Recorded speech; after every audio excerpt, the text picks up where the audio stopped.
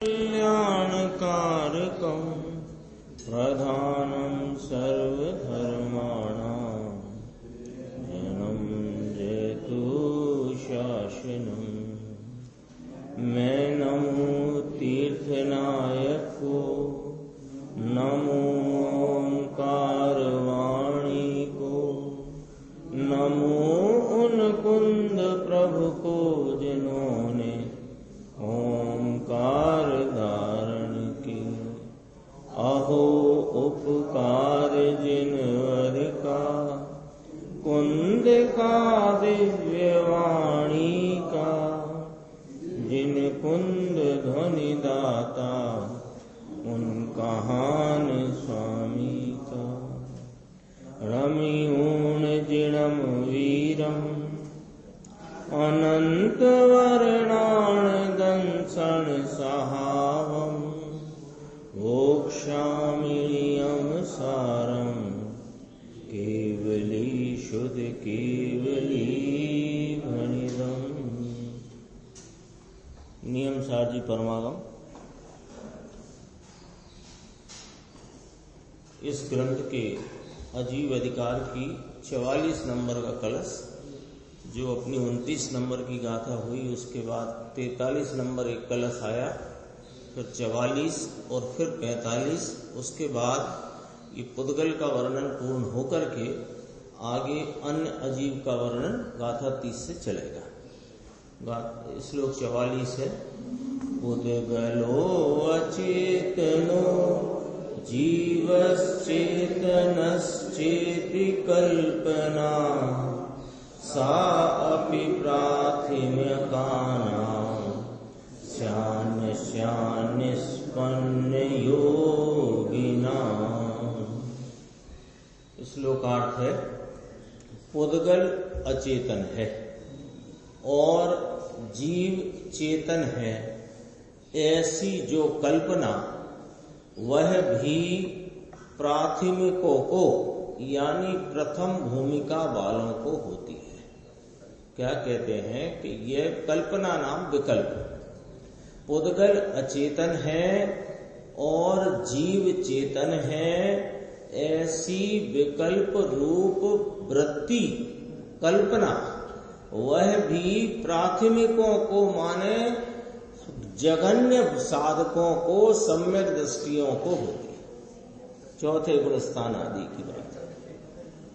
जो सम्यक दृष्टि है, जो चेतन को चेतन रूप अनुभवते हुए सब पर द्रव्यों को अपने से भिन्न अचेतन स्वरूप जानते हैं, ऐसे मैं चेतन हूँ, पुद्गल अचेतन है, ऐसी जो विकल्प रूप वृत्ति सम्यक दृष्टि प्राथमिकों को होती है।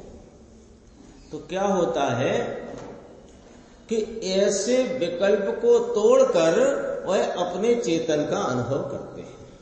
लेकिन आगे कौमा के बाद है, निष्पन्न योगियों को नहीं होती। निष्पन्न योगी यानी जिन्होंने आत्म साधना में प्रवीणता प्राप्त करके योग माने अपने स्वरूप में युक्तता की विशेष स्थिरता को प्राप्त किया है, ऐसे वे निष्पन्न योगी, उनको इस प्रकार की विकल्प वृत्ति नहीं होती कि ये पुद्गल अचेतन है और मैं चेतन हूं।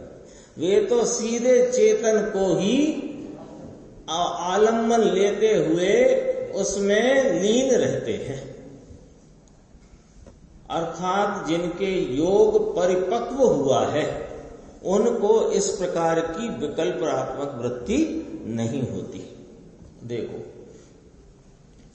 गुरुदेव का व्याख्यान है, नियम सार अजीब अधिकार के पुद्गल की व्याख्या आई ना, तो क्या क्या आया थोड़ा ख्याल कराते हैं।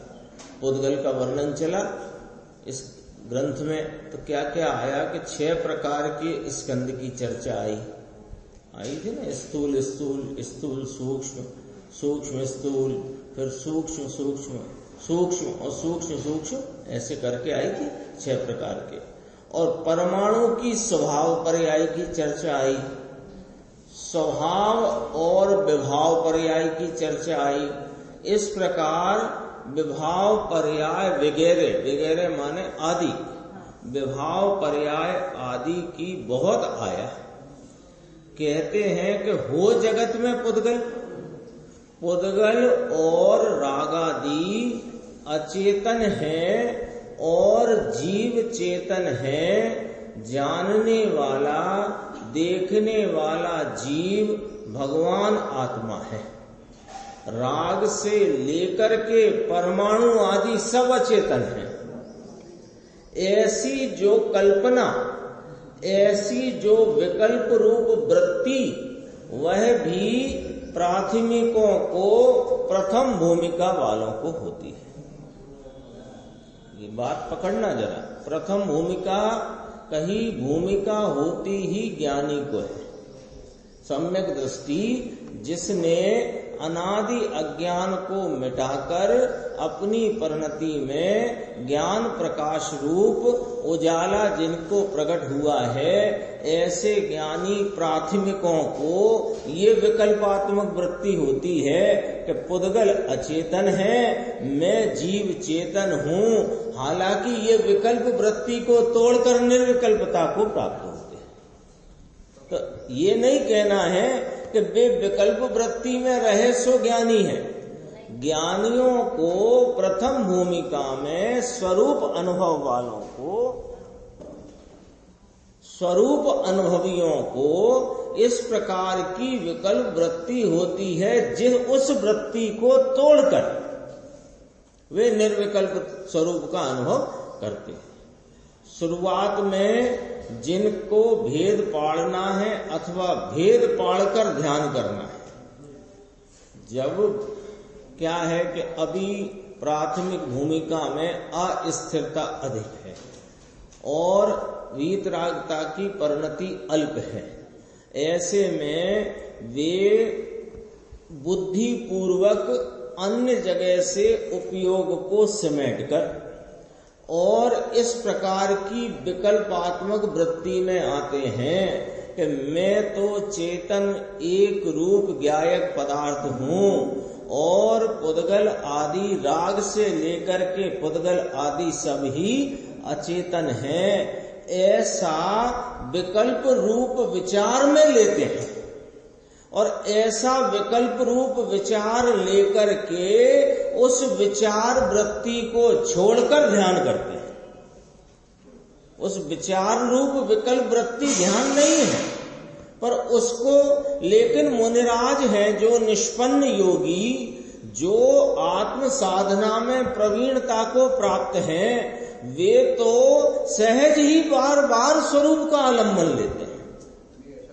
उन्हें ऐसा विकल्प उठाने की जरूरत नहीं है। सहज ही जो एक मिनट में अनेकों बार स्वरूप का आलम्बन लेते हैं, अनेकों बार, तो अनेकों बार आलम्बन लेते हैं तो अनेकों बार उससे च्युत भी होते हैं, तभी तो कहा आलम्बन लेते हैं।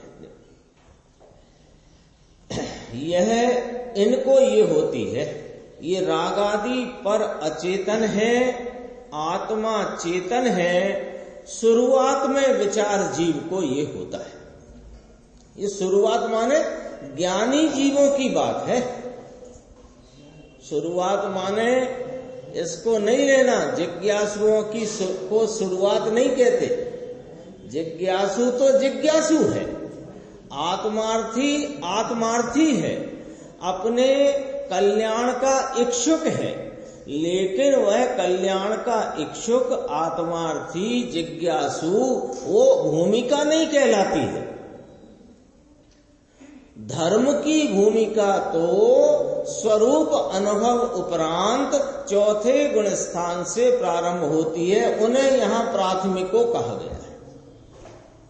निष्पन्न योगियों को होती नहीं, अर्थात अंतर में रमणता जहां उग्रपने प्रकट हुई है, स्वभाव सन्मुख की बीतराग भावपने की स्थिरता प्रकट हुई है, यानी स्थिरता बहुत बढ़ गई है, यानी अपन दूसरे नाम से कहें कि 3 कषाय की अभाव रूप वीतराग परिणति अत्यंत मोटे पने को प्राप्त हुई है।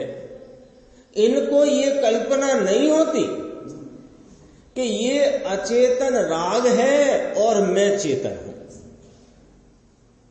ये तो ज्ञाता दृष्टा पने परिणमते हैं। ऐसा जीव का स्वभाव है कि जानना देखना। जैसे सिद्ध भगवान जानते देखते हैं, ऐसे यह भी जीव जानने देखने का स्वभाव स्वरूप है। इसमें जो स्थिर रूप बहुत नहीं जमा, इसको ये अचेतन और चेतन ऐसे 2 भाग के विकल्पों, ऐसे 2 भाग रूपी विकल्प कल्पना होती है। ज्ञान और आनंद स्वभाव में जहां लीनता जमी, योग अर्थात अंतर की एकाग्रता की प्राप्ति हुई, वे योगी है। सो उन योगियों के ऐसे संतों को ये कल्पना होती नहीं। ये कल्पना नाम विकल्प होता नहीं। कल्पना शब्द का अर्थ यहाँ ऐसा नहीं लेना है कि चेतन अचेतन अलग अलग है, ऐसी कोई कल्पना कर ली, ऐसा नहीं। कल्पना का अर्थ है विकल्प।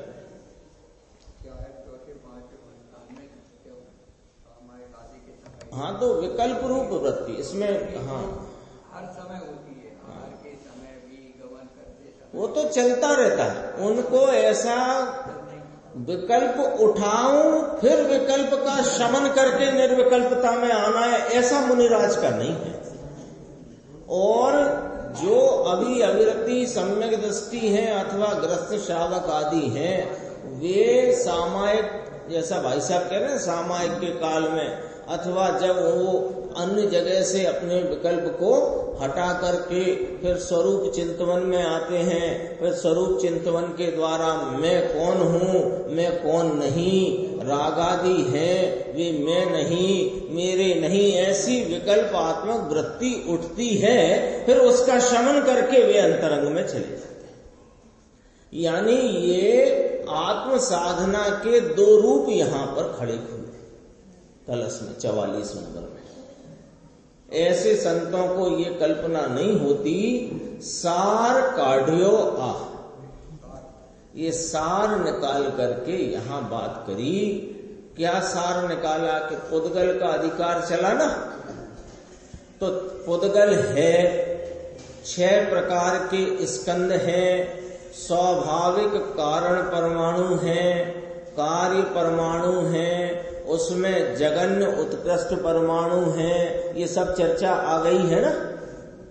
जगन्य परमाणु, उत्कृष्ट परमाणु, कार्य परमाणु, कारण परमाणु, स्वाभाविक कारण परमाणु, कारण और परमाणु की स्वभाव पर्याय, विभाव पर्याय,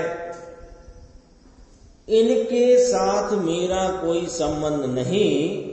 मात्र विचार में पहले यह आता है कि ये राग आदि कल्पना है, ये अचेतन, उसके जानने के प्रकार का, और मैं एक चेतन हूँ, तो मेरे चेतन में मुझे स्थिर होना चाहिए, ये वस्तु का स्वरूप है। इस प्रकार की पहले कल्पना नाम विकल्पात्मक वृत्ति योग यानी स्वरूप की जम्बट जहां अंदर हुई नहीं, स्वरूप की जमवट जहां अंदर हुई नहीं, योग पने की निष्पन्नता, योगी की निष्पन्नता, स्वरूप साधना की प्रवीणता जहां नहीं हुई है, वहां ये रागादि अचेतन है। मैं चेतन एक ज्ञायक वस्तु तत्व हूँ, मैं शुद्ध परम पवित्र पदार्थ हूँ, ऐसी विकल्पात्मक वृत्ति, और फिर उससे उपरम होकर स्वरूप की निर्विकल्पता में वे आते हैं। अभी तो अपने शक्तियों का वर्णन चल रहा है सीडी में, एक एक करके। परसों चला था अकार्य कारणत्व शक्ति का वर्णन, कल अपन ने सुना क्रमवर्ती अक्रमवर्ती रूप उत्पाद व ध्रुवत्व शक्ति का वर्णन, आज चला अकर्तत्व शक्ति का वर्णन। वो भी कोई अद्भुत बात है। अकर्ता कहा ना, आत्मा को निर्देश भाई क्या कहा, अकर्ता कहा है। तो अकर्ता कहा है तो कोई सर्वथा ही अकर्ता मान ले तो ऐसा है नहीं। यदि सर्वथा अकर्ता ये द्रव्य होवे तो फिर द्रव्य कैसा,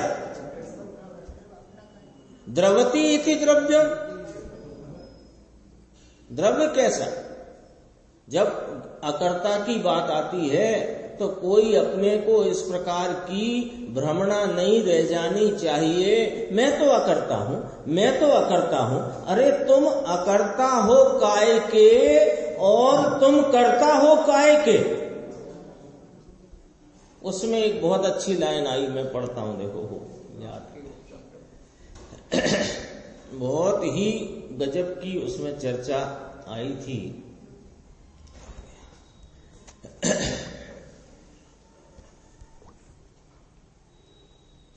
पुस्तक हो तो खोल सकते हैं, 224 पेज, लेकिन वो नंबर अलग अलग हैं पेज के, मेरे पास नंबर अलग है। तो पढ़ते हैं ये। पहले कहा गुरुदेव श्री ने कि देव गुरु शास्त्र सर्वज्ञ के कहा हुआ, ऐसा देव गुरु शास्त्र की श्रद्धा का विकल्प, पंच महाव्रत का विकल्प और शास्त्र ज्ञान पर सन्मुख का विकल्प, ये करना ऐसा आत्मा में गुण नहीं, ये अकर्तत्व है। उसका खुलासा करेंगे। पांच महाव्रत का विकल्प, देव गुरु शास्त्र की श्रद्धा का विकल्प, व्यवहार रत्नत्रय का विकल्पात्मक भाव, ये करना का आत्मा में गुण नहीं है। तो अकर्तत्व गुण कहा जो आत्मा में, उसका अर्थ क्या है कि विकल्प से निवृत्त होना, ऐसा आत्मा में अकर्तत्व नाम का गुण है। ये बात थोड़ी समझने की है। अभी अपन ने सुनी गुरुदेव श्री से, तब अपन ने उसको लक्ष्य में लिया, ख्याल में। अब अपन पढ़ रहे हैं, थोड़ा फिर ख्याल में लेना, और ख्याल में लेकर के फिर घर जाकर के शांति से जब मर्जी हो तब विचार में लेना। और विचार में लोगे तो आपको लगेगा कि आज तो कोई अद्भुत बात ही आई है। अभी तो अपन पढ़ते हैं, देखो क्या है।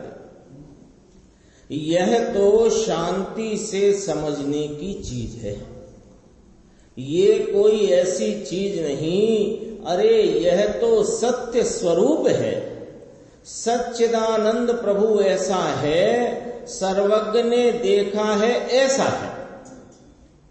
यह सच्चिदानंद स्वरूप, मैं चैतन्य परमात्मा, मैं शुद्ध आत्म वस्तु, मैं कैसा हूं कि जैसा सर्वज्ञ ने देखा है वैसा हूं। तो फिर कैसा देखा है तो कैसा हूं कि आत्मा जब मानने में आया, कैसा कि जैसा सर्वज्ञ ने देखा, जाना, कहा, वैसा हमने सुना, समझा, माना। तो जब मानने में आया, क्या मानने में आया कि आत्मा में अकर्तत्व नाम का गुण पड़ा हुआ है, और ये अकर्तत्व गुण को धरने वाले द्रव्य की श्रद्धा हुई तो पर्याय में अकर्तत्व गुण का परिणमन हुआ। तब हुआ। ये सब शक्तियों के वर्णन में ऐसा ही समझना कि वो शक्तियों के से लक्षित अपना जो द्रव्य है, उस द्रव्य को जब दृष्टि में लिया, यानी यह मैं अभेद वस्तु तत्व हूं, ऐसा श्रद्धा में लिया, तो उस शक्ति के द्वारा आत्मा को जाना, तो वो शक्ति का परिणमन हुआ। शक्तियों का परिणमन ऐसा नहीं होता है कि राग की शक्ति परिणम गई क्योंकि जीव राग रूप परिणमता, ये शक्ति की बात नहीं है। ये तो क्या बात कहना है यहां, जरा सुनना, सुन तो ली, फिर सुनना, समझना, विचारना। देखो अकर्तत्व गुण पर्याय में व्याप गया। जहां दृष्टि हुई यहां था। द्रव्य और गुण में तो अकर्तत्व आ लगाए ना, आ माने नहीं, कर्तत्व माने कर्तापना, नहीं कर्तापना, अकर्तापना व्यापक है। लेकिन जहां दृष्टि हुई तो अकर्तत्व गुण पर्याय में व्याप गया, पर्याय में व्याप गया। इसका अर्थ समझना, इसका अर्थ समझना शांति से। अकर्तत्व गुण का परिणमन क्या होता है? देखो, गुण शक्ति कही ना तो उसका कोई परिणमन होएगा कि नहीं होएगा, कि वैसे ही शोबाजी की बातें हैं। आत्मा द्रव्य है, अनंत गुण अनंत शक्ति संपन्न है। तो जब इस आत्मा को देखा जाना माना, देखा जाना माना कैसा कि जैसा सर्वज्ञ ने बताया वैसा, तो वैसा सुना समझा जाना माना, तो वो माना तो अनंत शक्तियों का परिणमन हुआ। ये जो परिणमन हुआ अनंत शक्तियों का, तो यहां चर्चा चलती है अकर्तत्व शक्ति का परिणमन हुआ। अकर्तत्व शक्ति का परिणमन क्या होता है वो समझना। एकदम पीटू भाई साहब, कली कली खिल जाएगी ये 2 लाइन के अंदर, ऐसी बात है। देखो, यह अकर्तत्व गुण पर्याय में व्याप गया। अकर्तत्व गुण द्रव्य गुण स्वरूपता से तो व्यापक ही है, लेकिन जब इस गुण स्वरूप आत्मा को लक्षित किया, उसका आलम्बन लेकर उसकी प्रतीति करी, तो वह पर्याय में व्याप गया। तो पर्याय में व्याप गया माने उसका अकर्तत्व पने का परिणमन हो गया। तो क्या परिणमन हो गया कि राग से निवृत्त होना, ये पर्याय का परिणमन है। अकर्तत्व गुण की पर्याय का परिणमन है राग से निवृत्त होना। ये क्या चीज है ये समझो। देखो कि जिस समय में राग है, ये क्या बात कहते हो साहब, राग से निवृत्त होना अकर्तत्व शक्ति का परिणमन है। तो जब सिद्ध होगे, केवली परमात्मा पद की प्राप्ति होएगी, तब राग से निवृत्त होएगा जीव, तब अकर्तत्व शक्ति का परिणमन होगा कि नाना भाई। यहां क्या कहते हैं, अकर्तत्व स्वरूप आत्मा की दृष्टि मात्र परिणमन में अकर्तत्व शक्ति का परिणमन हो गया, कार्य हो गया, फल आ गया। क्या फल आ गया साहब? देखो, ये लाइन बहुत गंभीर है। जिस समय में राग है, उस समय में भी अकर्तत्व गुण का कार्य राग से उपरम स्वरूप होकर के परिणमना, ये अकर्तत्व गुण का कार्य। वो समय में राग है, लेकिन राग से उपरम स्वरूप, राग से रहित रूप, राग से निवृत्त स्वरूप आत्मा का परिणमन होना, ये अकर्तत्व गुण का।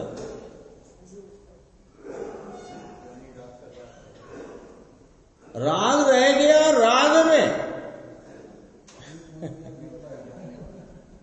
कैसी अद्भुत वस्तु की व्यवस्था, और उससे भी अद्भुत वस्तु के स्वरूप का प्रतिपादन, और उससे अद्भुत उस वस्तु के स्वरूप के प्रतिपादन का स्पष्टीकरण एक बार चित्त में ले तो ऐसा लगे कि मानो कोई ये मेरे खजाना हाथ लग गया,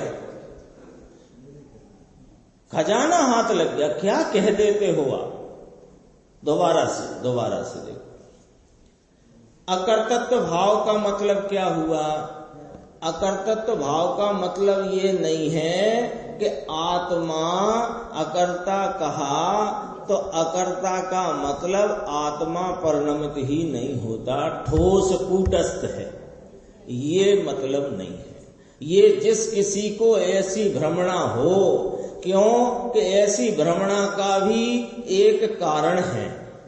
वो जो दृष्टि का विषय रूप आत्मा है वह एक समय की पर्याय से रहित बताया गया है। तो इसको क्या लगता है कि कर्तापना तो पर्याय का काम है और मैं अकर्ता स्वरूप हूं। अरे ऐसे द्रव्य के दो हिस्से नहीं होते। द्रव्य में दो प्रकारताएं होती हैं, ध्रुवता की और परिणमता की। दो हिस्से नहीं होते चक्की के पाट की तरह कि एक चले और एक न चले। ऐसा नहीं है बिल्कुल भी। बहुत सारी भ्रमणाएं खड़ी हैं, इसलिए चर्चा करते हैं अपन आपस में कि वे कोई भ्रमणा रह गई हो भूल चूक में तो वह धुल जानी चाहिए। तो कैसा है कि अकर्ता कहा, अकर्ता का अर्थ यहां आचार्य अमृतचंद्र देव ने स्पष्ट किया 47 शक्ति वाले प्रकरण में कि राग से उपरम स्वरूप होकर परिणमना ये अकर्तत्व है। लो अकर्तत्व कहते हो, परिणमना कहते हो, तो बात को समझो ना क्या कहते हैं। जिस समय में राग है उस समय में भी अकर्तत्व गुण का कार्य चालू है। कैसा कि राग से उपरम स्वरूप होकर, राग से निवृत्त होकर, राग से रहित पने परिणमना यह अकर्तत्व गुण का कार्य है। अब ये वाली लाइन पे आराम से विचार करना, यशवंत भाई, राजेश भाई, इस पे विचार करो कि राग का परिणमन बता रहे हो कि नहीं बता रहे हो। राग का परिणमन है और राग से रहित आत्मा का परिणमन है, ये अकर्तत्व गुण का कार्य है। उसी पर्याय में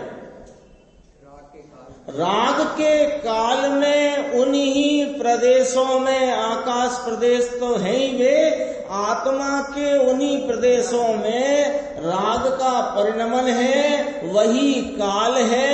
लेकिन आत्मा राग से उपरम स्वरूप, राग से रहित रूप परिणम रहा है, ये अकर्तत्व गुण का कार्य है।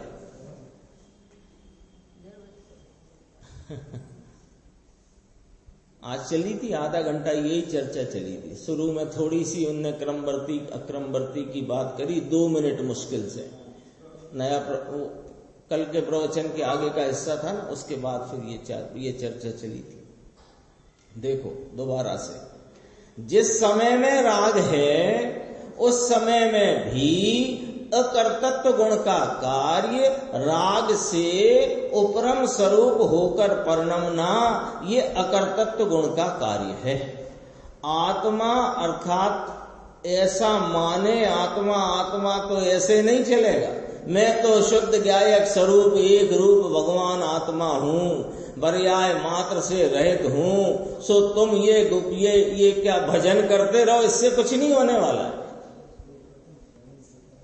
ये चीज क्या है, शक्तियां कैसी हैं, शक्तियों का कार्य क्या है। देखिए एक पैराग्राफ पीछे आया था, उसमें और स्पष्ट होता है।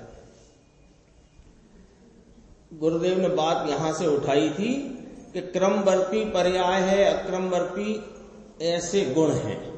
आत्मा क्रमवर्ती अक्रमवर्ती स्वरूप है, क्रमवर्ती पर्याय है, अक्रमवर्ती गुण है। ऐसे द्रव्य की दृष्टि करी, ऐसे द्रव्य को जब दृष्टि में लिया, लक्ष्य में लिया, उपयोग का विषय बना करके उसमें प्रतीति करी, तो आत्मा में एक ऐसा गुण साथ में है कि निमित्त के लक्ष्य से जो विकल्प उठा है उसके उपरम स्वरूप, उससे निवृत्त स्वरूप आत्मा में अकर्ता नाम के गुण का ज्ञातृत्व रूप उसका परिणाम हुआ। अकर्तत्व का उल्टा क्या होता है? ज्ञातृत्व। तो अकर्तत्व शक्ति का परिणमन हुआ, माने ज्ञातृत्व परिणमन हुआ। ज्ञातृत्व परिणमन हुआ, यानी राग है। देखो लिखा है कि नहीं लिखा कि निमित्त के लक्ष्य में जो विकल्प उठा है वो विकल्प से निवृत्त रूप, उस विकल्प से उपरम स्वरूप ज्ञातृत्व रूप जो परिणमन है वह अकर्तृत्व शक्ति का कार्य है। जानना है ही, वो जानना ही मैं हूं, ये रह गया। राग में नहीं, उससे निवृत्त हो गया। राग में रह गया, राग नहीं, राग चला गया है, ये वाली बात नहीं कर रहे हैं। वो बात तो फिर 13वें गुण स्थान में करते हैं, जब केवल ज्ञान प्रकट होता है। 12वें गुण स्थान के अंत में पूर्ण वीतरागता की प्राप्ति होकर ज्ञान की परिपूर्ण खिलावट रूप जो 13वें गुण स्थान में केवल ज्ञान हुआ, वो बात नहीं कर रहे हैं यहां पर। बहुत ही अद्भुत बातें रोज निकलती। खजाना लुटता है भाई जी सवेरे, थोड़ा सा आधा घंटा आप विलंब करते हो, थोड़ा आधा घंटा जल्दी आओ तो खजाना लूट लो, ऐसा बहुत अद्भुत चलता है। देखो जिस समय में राग हुआ है उस ही समय में उपरम स्वरूप, उससे निवृत्त स्वरूप आत्मा में ज्ञात्र परिणाम हुआ, ये अकर्तृत्व परिणाम का कार्य है। गुरुदेव कहते हैं हम मन से नहीं सुना रहे हैं ये बात, नीचे बोल्ड अक्षर पढ़ लो, ये अमृतचंद्र आचार्य की लेखनी है। समस्त कर्म से करने में आते हैं, ज्ञातृत्व मात्र से जुदा जो परिणाम, कौन? राग आदि समस्त कर्म से करने में आते, यानी स्वभाव से नहीं किए जाते, कर्मों के निमित्त के लक्ष्य में उत्पन्न होते हुए ज्ञातृत्व मात्र से जुदा जो परिणाम है, उन परिणामों के करण के उपरम स्वरूप, ये अकर्तृत्व शक्ति है। अब जरा विचार करना कि पर निमित्तों का लक्ष्य भी है और परिणति में राग भी है, और ज्ञानी जो है उसके अकर्तृत्व शक्ति का, ज्ञातृत्व शक्ति का ऐसा परिणमन वर्तता है कि राग के काल में वह राग से निवृत्त स्वरूप रहता है। दूसरे शब्दों में कहें, राग के काल में वीतरागी रहता है। ये इसका नाम है अकर्तापना, इसका नाम है अकर्तत्व, इसका नाम है ज्ञातापना। अकर्तापने का अर्थ ये नहीं है कि आत्मा में कुछ परिणमन ही नहीं होता है। पर्याय से पर्याय, अरे पर्याय क्या, अरे पर्याय क्या, अरे पर्याय क्या, तुम सुन रहे हो ये पर्याय, तुम पूछ रहे हो ये पर्याय, विचार रहे हो ये पर्याय, विचार छोड़कर अनुभव करोगे वो पर्याय। पर्याय में दुख है, सुख प्रगटेगा वह पर्याय, केवल ज्ञान वह पर्याय, सिद्ध अवस्था वो पर्याय। पर्याय से क्यों घबराते हो? लेकिन पर्याय को लक्ष्य में लेने से पर्याय का हित नहीं होता है। पर्याय से भिन्न एक रूप अपना ज्ञायक परमात्मा है, उसको लक्ष्य में लेते ही वह पर्याय में निर्मलता, आनंद और पवित्रता का झरना बहता है। अपना विषय पे अपन आते हैं, नियम सार जी का। ये मैं जानबूझ के ले लेता हूं बीच में, जरूरत भी नहीं होती तो भी ले लेते हैं। और अपन कल से पुस्तक रखेंगे नहीं, बाद में रख देंगे तो और थोड़ा अच्छा रहेगा। देखो, निष्पन्न योगियों के, फिर अपन आ गए वापस 441 पेज, कारणकारी नियम भाग 1। निष्पन्न योगियों के, जिनके आत्मा और राग की भिन्नता उग्रपने होकर के पाको योग माने स्वरूप से युक्तता, स्वरूप में जुड़ान पक्का हो गया है। पाको योग एटले एकाग्रता हो गई है, स्वभाव में जहां एकाग्रता उग्र हुई है, इसको ये कल्पना नहीं होती कि ये पुद्गल अचेतन है और मैं चेतन हूं। इसका नाम स्वभाव सन्मुख की लीनता, इसका नाम मोक्ष का मार्ग। समझ में आया? ये 44वें श्लोक में कहा। प्रश्न किया श्रोता ने, प्राथमिक माने मिथ्या दृष्टि हो सकता है? प्रश्न प्राथमिक माने मिथ्या दृष्टि कि नहीं सम्यक दृष्टि? सम्यक दृष्टि है, लेकिन अभी ये अचेतन है, ये चेतन है। ऐसी जहां विचार की विकल्प की धारा चलती है, वहां तक इसको निष्पन्न स्थिरता नहीं हुई है संकिति, है मोक्ष मार्गी, है स्वभाव का आराधक। तो फिर प्रश्न किया, संकिति को प्राथमिक कहा जाता है साहब? कि हाँ, विकल्प है ना अभी। फिर प्रश्न किया, प्राथमिक को अप्राप्त कहा? अरे प्राथमिक को प्राप्त ही है, अप्राप्त वाले की बात नहीं चल रही है। अप्राप्त तो मिथ्या दृष्टि, लेकिन विकल्प है। ऐसे स्थान में ये अचेतन है और मैं चेतन हूं, ऐसा भाव, ऐसा विकल्प, ऐसी विचार वृत्ति उठती है। फिर उसने कहा ये प्राथमिक में आ गया।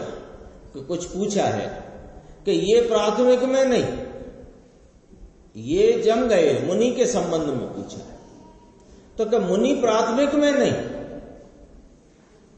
ये तो जम गए हैं, ये विकल्प के ठिकाने रह गया है। अंतर की दृष्टि में मुझे कुछ है नहीं, ऐसे जम गए हैं। बीत रागता जामी छे, घोर बीत राग, घोर बीत रागता। मुनिराज माने क्या? मुनिराज माने जिनकी परिणति में बीत रागता की घोर झरना बह रहा है, घोर।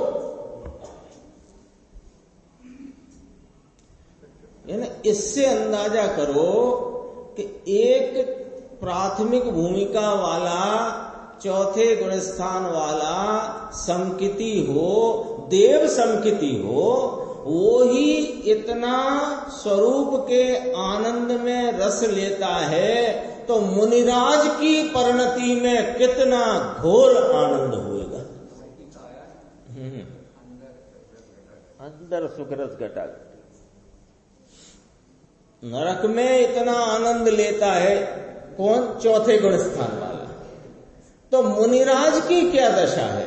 अरे मुनिराज की तो वास्तव में देखा जाए तो जिसके अंतरंग में 3 कषाय चौकड़ी के अभाव रूप वीतरागता की प्रचुरता चल रही है, उसकी तो यहाँ मुख आकृति में ही कोई अद्भुत भाव दिखता है।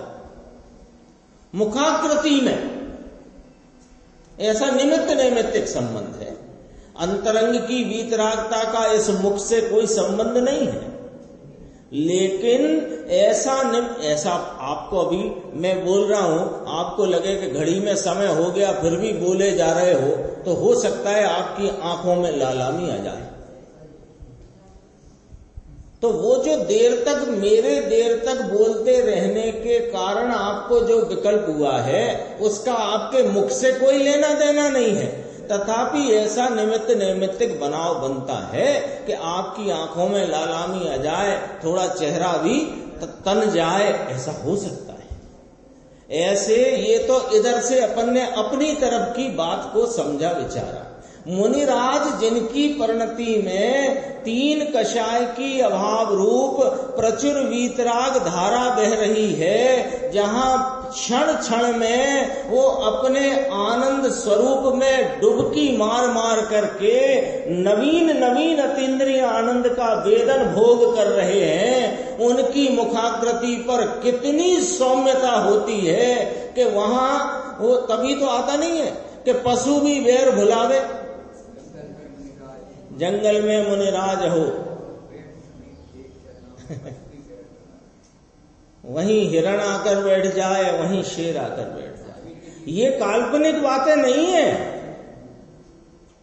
कोई कहे कि ये तो हम देखते आ रहे हैं, चित्र बना रहता है वहां वेदी के नीचे, वो वहीं गाय पानी पी रही है, वहीं शेर पानी पी रहा है। अरे ये काल्पनिक चित्र नहीं है, ये ऐसे सौम्यता बाहर में झलकती है। आप बताओ, जब वो शेर की पर्याय में हिरण को फाड़कर खाता हुआ सिंह और ऊपर से वे मुनिराज उतर करके आते हैं, तो कौन सी भाषा शेर ने समझ ली उनकी, और शेर की कौन सी भाषा मुनिराज ने समझ ली? अरे वो ऐसी सौम्यता को धारण किए हुए दो मुनिराज उनके सिंह के निकट ही चले आते हैं। ऐसा वर्णन आता है, वही मैं वो शब्द दोहरा देता हूं कि शेर तो क्रूर होता है, तो वो शेर को ऐसा विचार आया कि मेरे पास यह इतनी निडरता से ये दो सौम्य मनुष्य कौन चले आते हैं कि जिनके पास आने से मेरी क्रूरता चली जा रही है।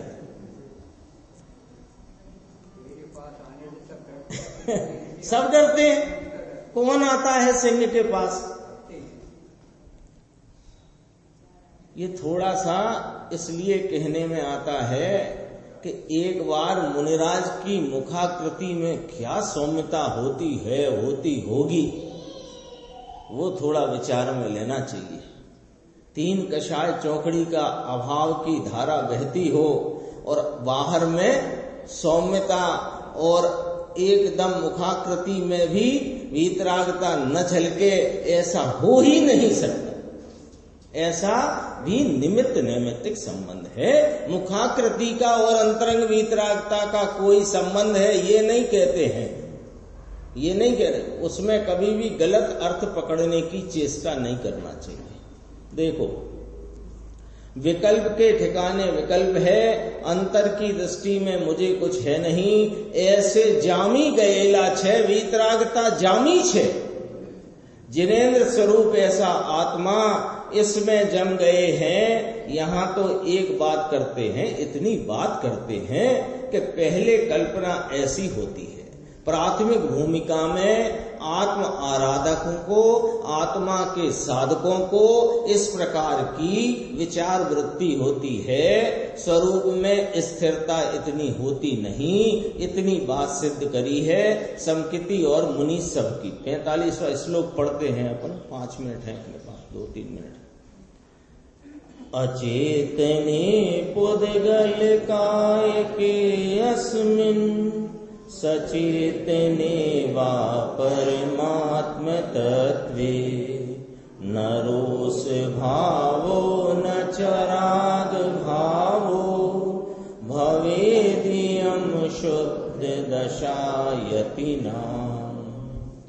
कहते हैं शुद्ध दशा वाले यतियों को ये अचेतन पुद्गल काय में द्वेष भाव नहीं होता, और नहीं कि सचेतन परमात्म तत्व में राग भाव नहीं होता।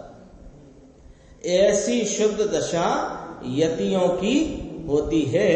इसमें बस थोड़ा सा मैं पढ़ता हूं आगे का और फिर थोड़ा कर लेंगे, इसलिए कि इतना अपन ने बात करी है तो वो थोड़ा समझ में आ जाएगी। 443 पेज पर नीचे प्रश्न है, उसके ऊपर की 5 लाइन पढ़ते हैं। देखो, ये नीचे वाले गुण स्थान में राग का अंश भी है, द्वेष का अंश भी। अभी पीछे का कलश चला ना, विकल्प रूप वृत्ति होती है। ये अचेतन है, मैं चेतन हूं, ऐसा विकल्प होता है, तो अचेतन के प्रति द्वेष का अंश होता है और चेतन के प्रति राग का अंश होता है, और वह राग देश का अंश तोड़कर वीतराग भाव की प्राप्ति करते। तो वो थोड़ी चर्चा देखना। नीचे भले राग होए, नीचे माने अज्ञानी नहीं, ज्ञानी को, समकिति को। नीचे भले राग होए लेकिन दृष्टि में ये आदरणीय होता नहीं। यहां तो ये राग ही नहीं है अभी, ऐसा कहते हैं मुनिराज को। अस्थिरता ही जहां चली गई है, नीचे गुण स्थान में परमात्मा प्रति का विकल्प और ये नहीं और ये ना होए ऐसे द्वेष का अंश भी आता है। नीचे गुण स्थान वाले समकिति आत्म आराधकों को ये नहीं, ये ठीक, ये अठीक, ये देव गुरु शास्त्र, उनके प्रति भक्ति का विशेष भक्ति का विशेष बहुमान और उनके विराधकों के प्रति द्वेष का अंश भी आता है। सीधी पकड़ लेते हैं अपन बात, वस्तुओं की तरफ ज्यादा विचार न करके सच्चे देव गुरु शास्त्र के प्रति भक्ति का राग और उनके विराधकों के प्रति द्वेष का भाव समकितियों को होता है। क्यों कि अभी अस्थिरता है। ये अस्थिरता का द्वेष और अस्थिरता का भाव जहां छूट गया है उनको मुनिराज कहते हैं।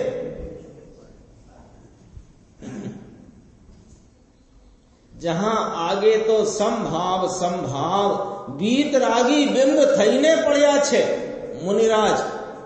मुनिराज मानो साक्षात वीतरागी बिंब हो गए हैं। निंदा की जड़ी में द्वेष नहीं और साक्षात परमात्मा होए तो इनको सुनने का भी विकल्प और राग नहीं। समझ में आया? ऐसी आत्मा के प्रति समस्थिति है, इनका स्वरूप ही संभावी है। ऐसी दशा में संभाव प्रकट हुआ है। ये इनको दोनों में समतौल ज्ञाता दृष्टा है। पुद्गल होए कि परमात्मा होए, परमात्मा के प्रति राग नहीं, पुद्गल के प्रति द्वेष नहीं, ऐसी संभाव की स्थिति है। तो कहा ऐसे पुरुष तो दिखते नहीं आजकल। अब प्रश्नकार तो पूछे गई कि आप तो ऐसी बात सुना रहे हो, ऐसे तो कोई हमको अभी दिखते नहीं। तो गुरुदेव का जवाब देखना कितना कीमती है कि साधु की दशा ऐसी होती है। समझ में आया? बस इतना कहा। अपन इसमें कुछ चर्चा है वो आगे की स्वाध्याय।